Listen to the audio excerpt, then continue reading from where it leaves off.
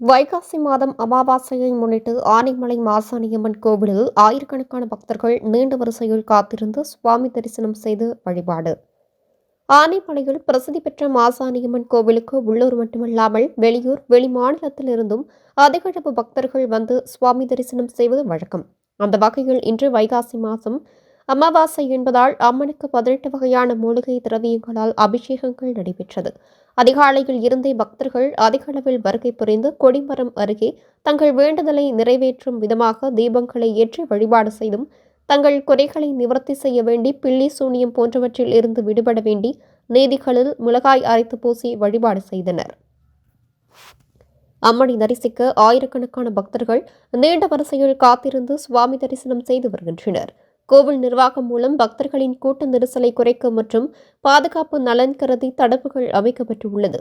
மேலும் கூட்ட நெரிசல் அதிகமாக இருப்பதால் நூற்றுக்கணக்கான போலீசார் பாதுகாப்பு பணியில் தற்பொழுது ஈடுபட்டு வருகின்றனர்.